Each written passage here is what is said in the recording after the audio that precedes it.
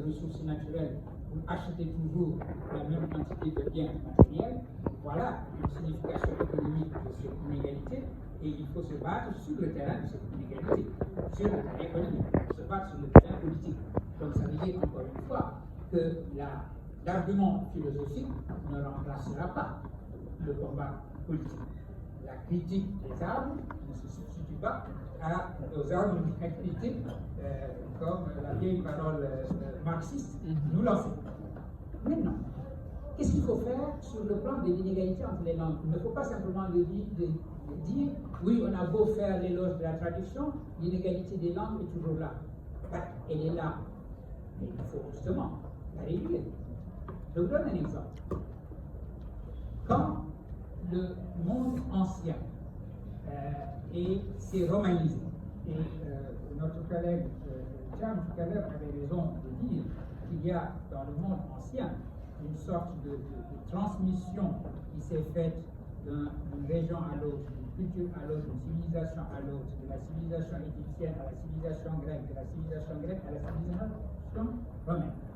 Quand il y a une romanisation du monde, les Romains, dont la langue était le latin, étaient à la fois la civilisation dominante vis-à-vis de la Grèce, puisqu'ils avaient conquis la Grèce et les territoires grecs étaient devenus des territoires intégrés dans l'Empire romain. Donc, sur le plan politique, leur langue était dominante. Mais sur le plan intellectuel, c'est la langue grecque qui dominait. Ça veut dire qu'ils avaient une admiration pour ce que la Grèce avait produit, en particulier en philosophie. Et quand on lit Cicéron, qui est un des premiers traducteurs de la philosophie grecque en langue latine, on est ébahi de voir Cicéron se demander si le latin est une langue suffisamment riche pour pouvoir recevoir en lui la philosophie grecque.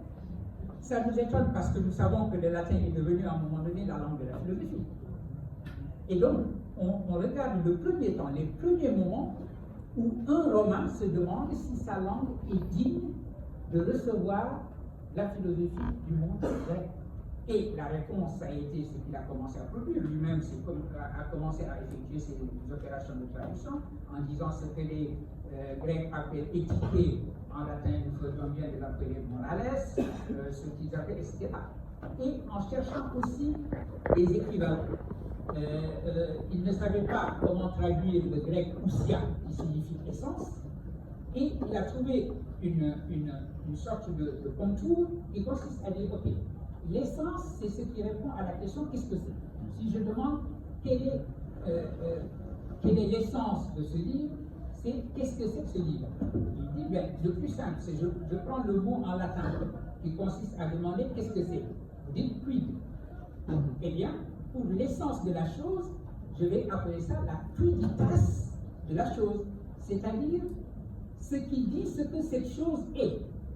Et vous vous rendez compte que cette quiditas est devenu le mot latin pour essence, c'est devenu un mot utilisé également en français. Et aujourd'hui, quand nous sommes tristes, évidemment en philosophie, hein, personne ne parle comme ça, sauf les philosophes, nous pouvons nous interroger sur la quidité d'une chose. Eh bien, voilà comment ce mot a été inventé.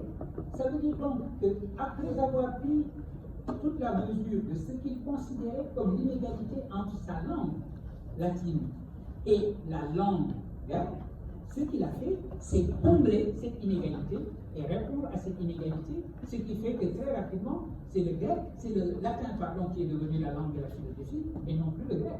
Donc, tous les autres, ceux qui ont écrit avant Descartes, écrivaient en latin, et même après Descartes, écrivaient en latin. La même chose est arrivée dans le monde islamique, puisque notre collègue Cham a soulevé la question du passage de la philosophie grecque au monde de l'islam. Lorsque le monde de l'islam s'est trouvé devant la philosophie grecque et s'est mis à traduire en arabe les ouvrages de Platon, les ouvrages d'Aristote, etc., les mêmes questions de traduction se sont posées. Et donc, il n'avait pas cette tradition, si vous voulez, qui avait été la tradition de la Grèce, nourrie par plusieurs civilisations, non seulement l'égyptienne, mais également l'indienne ou la Perse. Il ne faut pas oublier non plus la Perse ancienne dans ce domaine-là, et en particulier toute la philosophie qui s'était développée autour de la religion zoroastrienne, la religion de Zarathustra, qui était la religion de la Perse antique. Eh bien, les Arabes se sont mis à se poser cette question-là. comment effectuer la traduction des concepts philosophiques grecs en arabe. Je vous ai donné tout à l'heure l'exemple de quidditas. Vous prenez le mot simple qui signifie qu'est-ce que c'est et vous lui ajoutez la désinence itas pour donner essence. Le monde arabe a procédé exactement de la même chose. Quand vous posez la question de savoir ce que c'est, vous dites ma en arabe. Mahua, qui est, etc. Eh bien, ils ont fait exactement la même chose, la même opération. Vous aviez quidditas en latin, vous avez mahia en arabe. La questionalité de la chose. Si je crois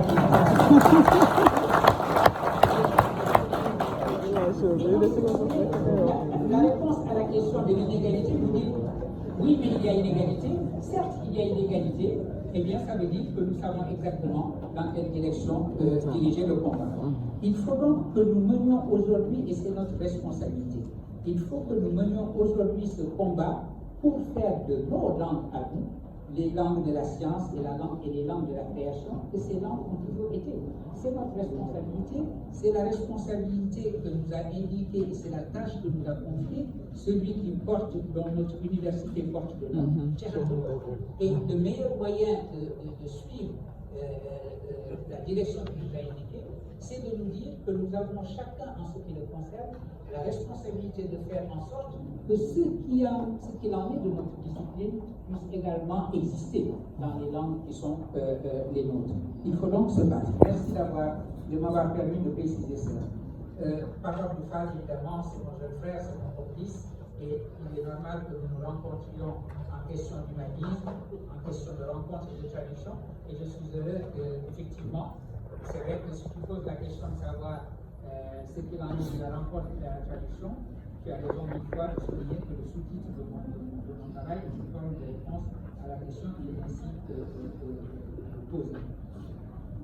Alors, cher collègue Barangay, vous avez commencé par dire que vous n'êtes pas philosophe, je ne vois pas ce qui vous manque généralement.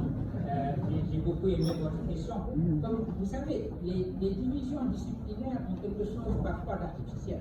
C'est la raison pour laquelle travailler dans les humanités, c'est probablement la meilleure manière de définir ce que nous faisons, en dehors de la manière très étroite de définir les disciplines sous tel aspect. Tout ceci pour vous dire à quel point j'ai effectivement apprécié ce que vous avez dit sur la dimension épistémologique qui a été une dimension dominante dans mon travail.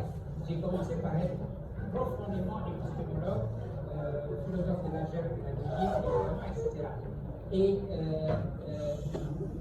aujourd'hui, je pense que la réalisation de tout ce que j'ai cherché à faire est précisément dans l'exploration de l'humanisme dans toutes ses dimensions. C'est donc, je considère que l'éthique prolonge l'épistémologie et n'est pas en rupture avec l'épistémologie. Et sur le traducteur comme médiateur, effectivement, c'est une équivalence qui est centrale. Quand vous parliez du traducteur comme médiateur, il m'est revenu en mémoire, vous vous souvenez, le traducteur d'Obama en langage des sourds.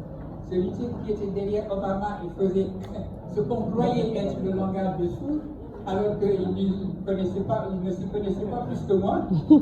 Il avait simplement fait des gestes absolument. Et c'était.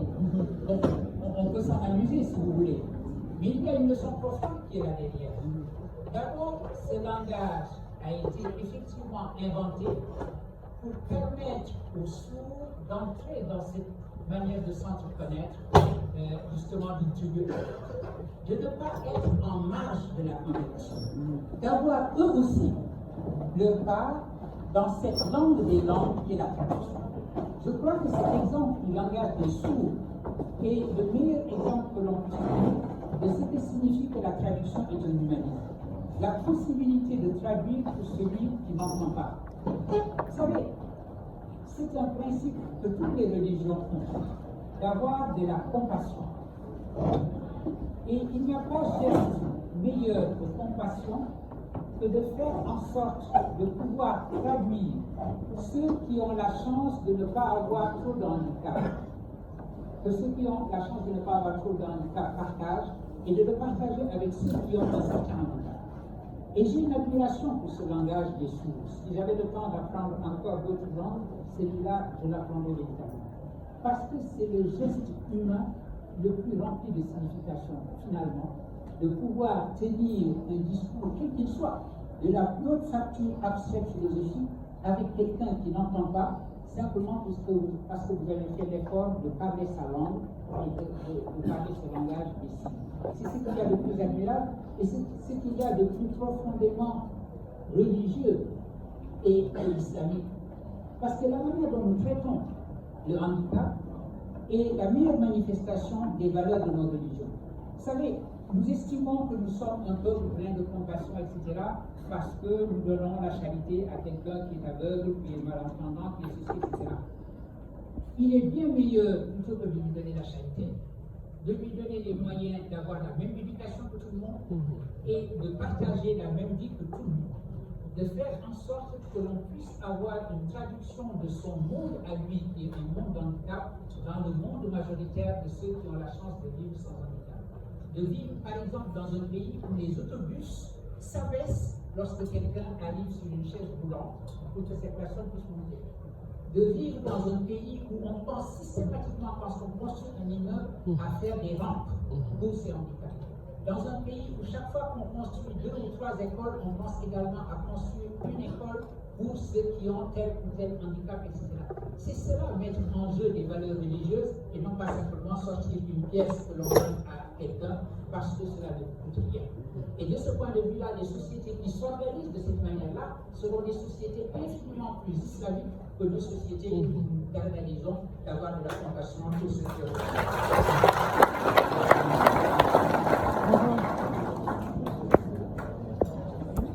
J'ai été ravi, ma chère fille, de vous entendre, vous qui venez de Dar al-Hikma. Je suis un amoureux de la Dar al-Hikma. La Dar al-Hikma, c'est une école merveilleuse et je suis heureux d'être leur voisin parce qu'effectivement, la maison familiale, la maison de ma mère, qui se trouve à l'école, est voisine de la Dar al-Hikma, d'où vient cet élève qui a eu la question magnifique qui a rappelé un propos que j'avais cité de Senghor. Senghor avait, parmi les grandes phrases de Senghor, on cite toujours les phrases qui nous énervent, du genre l'émotion est plutôt que de s'énerver, il est bon de regarder plutôt les choses merveilleuses qui ont été dites. Et l'une des paroles les plus merveilleuses que le président Senghor a prononcées, c'est celle-là. Il faut mesurer à l'orgueil d'être différent le bonheur d'être ensemble. C'est-à-dire à la fois exalter le pluriel de nos différences, mais comprendre que le pluriel de nos différences n'a de signification ultimement que si ce pluriel est organisé et orienté vers un horizon d'humanité commune. Et donc, évidemment, aimer sa différence, aimer ce que l'on est de différent, aimer ce qui ne nous appartient qu'à nous, nos langues, nos cultures, etc., mais toujours projeter cela sur fond d'humanité commune. Mesurer à l'orgueil d'être différent, le bonheur d'être ensemble. Merci infiniment d'avoir rappelé cette parole et surtout d'avoir dit, et vous avez tout compris de ce que je dis, que c'est la même chose que la traduction. C'est-à-dire, vous allez mesurer à l'orgueil d'être différent le bonheur que vous avez de savoir que votre différence peut être toujours traduite dans l'expérience de quelqu'un d'autre.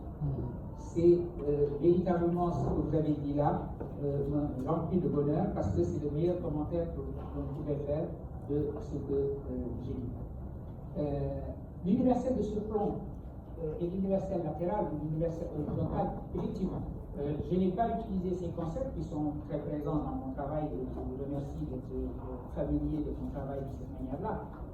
Mais effectivement, c'était le background de ce que j'ai dit. Ce que j'ai dit could have been read against that background of the difference that I make between this overarching universal and the lateral or horizontal universal. Et ceci, pour les raisons que vous avez choisies, et ceci qu'on appelle ce que vous avez dit de l'intraluisible.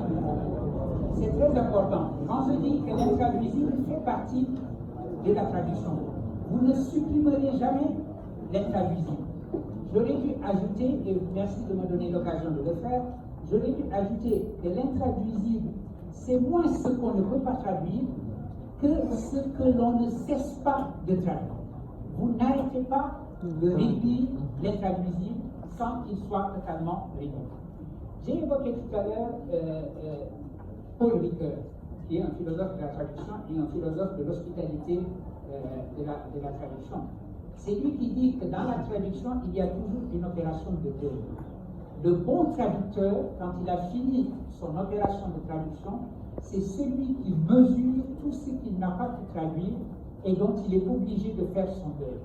Donc l'acte de traduire est toujours également, dit-il, un acte, un travail de deuil, et il utilise l'expression freudienne, c'est une expression psychanalytique, le travail de deuil qui est partie prenante de la traduction. Et je termine évidemment par vous, chers collègues, chers amis, professeur Sorna, et les exemples que vous avez donnés, et je vous remercie infiniment d'y avoir pensé. Vous savez, quand vous regardez la traduction, et surtout si nous sommes engagés dans ce travail dont nous avons dit tous qu'il était important, de traduction qui nous permettra de faire de nos langues africaines à nouveau, puisqu'elles l'ont été, des langues de science et des langues de création. Il faut bien se rendre compte de ce que qu'est-ce qui est difficile à traduire et qu'est-ce qui ne l'est pas. Paradoxalement, ce qu'il y a de moins difficile à traduire, ce sont les disciplines les plus abstraites. Qu'il s'agisse de mathématiques ou de physique théorique.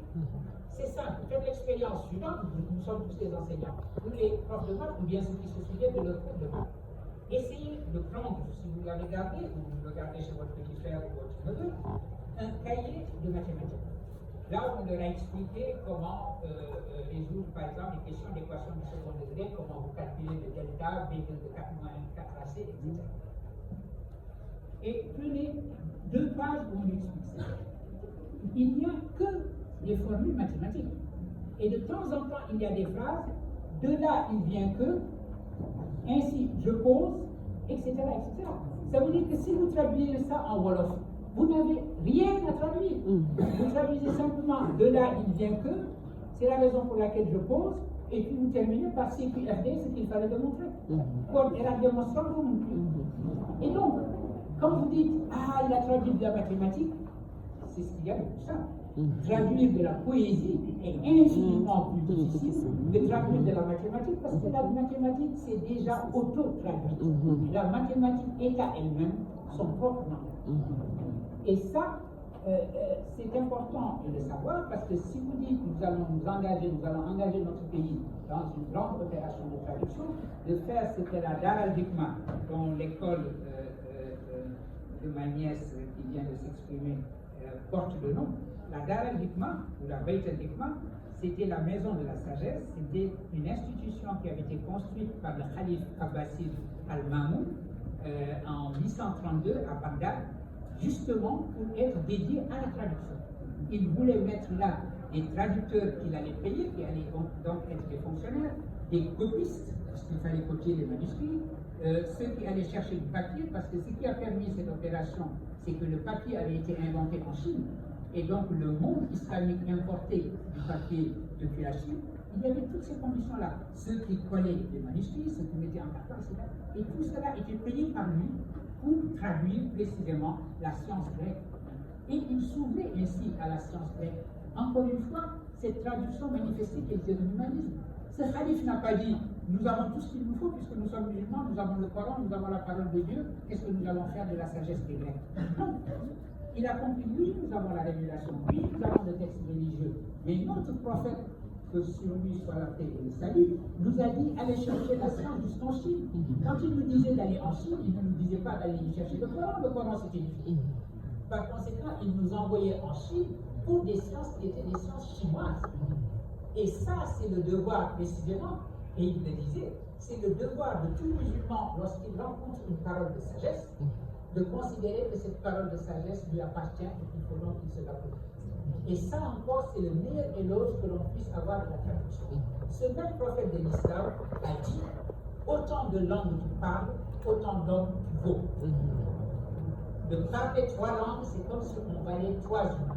De pouvoir passer d'une langue à l'autre, de penser de langue à langue, et c'est en pensant à ce hadith que j'ai choisi le titre, de langue à langue, penser de langue à langue, puis pouvoir se déporter d'une langue à l'autre, c'est l'opération la plus importante qui soit sur le plan humain. Parce que si vous passez d'une langue à l'autre, vous comprenez comment votre propre langue fonctionne. Mon collègue tout à l'heure a donné de magnifiques exemples en anglais. La différence entre I may go, I shall go, or I will go. Alors que le français et l'anglais sont des langues très voisines. Ce sont des langues indo-européennes, toutes les deux, avec les mêmes structures, la même grammaire philosophique, si vous voulez, etc. Pourtant, il y a des différences énormes. Le fait que, par exemple, en langue anglaise, l'essentiel de la signification porte sur les propositions que vous allez utiliser, les différentes of, out, etc. Un intraduisible tout simple. Vous ne pouvez pas traduire facilement en anglais l'expression suivante, I locked myself out. Vous sortez de votre bureau, vous n'avez pas fait exprès, vous avez fait craquer votre bureau, votre clé est dans le bureau, et donc vous ne pouvez plus accéder à votre bureau. Quand l'anglais dit I locked myself out, si vous traduisez littéralement en français, ça veut dire je me suis enfermé dehors. Absurde en français. Alors comment allez-vous dire ça? Vous êtes obligé de passer par Pikin et Guédéwaï, etc. Et vous ne pouvez pas aller directement dans cette signification. Et donc, dans cet exemple tout bête et tout simple, vous vous rendez compte que les deux langues fonctionnent de manière totalement différente. Si vous n'en parlez qu'une, vous ne la connaissez pas. Si vous parlez et français et anglais, vous vous rendez compte de la manière dont votre propre langue fonctionne. C'est la raison pour laquelle le pays qui a été le plus grand pays traducteur, l'Allemagne, a produit ce grand philosophe poète et Goethe. Si mon ami Ibrahim Diop est ici, on dirait sur son fauteuil parce qu'il adore Goethe. Eh bien, Goethe qui a dit, si vous ne connaissez qu'une langue, vous ne la connaissez pas. Parce que vous n'avez aucun moyen de comparaison, vous ne pouvez pas regarder votre propre langue de l'extérieur. Si je connais l'anglais et le français, sur cet exemple-là, je me dis, ok, je connais ma langue, la manière dont ma langue fonctionne. Quand je dis I lock myself out, out est plus important que lock. Parce que lock, c'est simplement un verbe, mais qui a une valeur d'adverbe. Je suis dehors, et je suis dehors pourquoi? Parce que lock. J'ai enfermé, j'ai fermé. Voilà. Donc le sens, le poids du sens est sur out et non pas sur lock. Alors qu'en français, le poids est toujours sur le verbe. C'est pour ça, si vous dites je me suis enfermé et que vous ajoutez dehors, c'est là Et ce que vous disiez sur les daras, c'est très important, parce que si nous nous engageons dans une tâche de traduction, il faut bien que nous sachions que nous n'allons pas inventer la roue. Nous avons eu des écoles, des centres d'enseignement dans notre Ouest africain, dans le monde musulman en général, dans notre Ouest africain en particulier, qui ont été des lieux de traduction extrêmement importants. Ici, en Afrique de l'Ouest, nous avons bénéficié de ce que nous appelons, de ce qu'on doit appeler, ce qu'on appelle la tradition swahilienne, la traduction de Salim Swahili, l'ancêtre mythique des Diamantés. Parce que ceux qui ont cristallisé notre Afrique de l'Ouest, ce sont les Diamantés. Avant, mes parents Poulard. Mes parents Poulard savaient faire des djihad, les Diamantés savaient construire des écoles. Et ils ont toujours eu une tradition pacifiste consistant à dire que l'éducation sera toujours infiniment plus pour la religion que le bruit et la fureur des djihad. Les djihad peuvent ensanglanter une région, vous pouvez forcer les gens à entrer dans telle ou telle religion.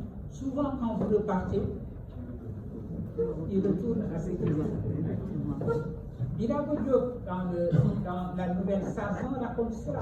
Il dit à un moment donné, il parle du village où se retrouve Sarzan, en disant les guerriers de El Hadj Omar sont passés, on les a convertis, on a rasé leur crâne, quand ils sont partis, leur crâne ont commencé à repousser. Alors que si vous faites comme la tradition swahilienne, vous venez vous implanter une école, une dara, et vous enseignez, ce qui va entrer ne va plus ressortir.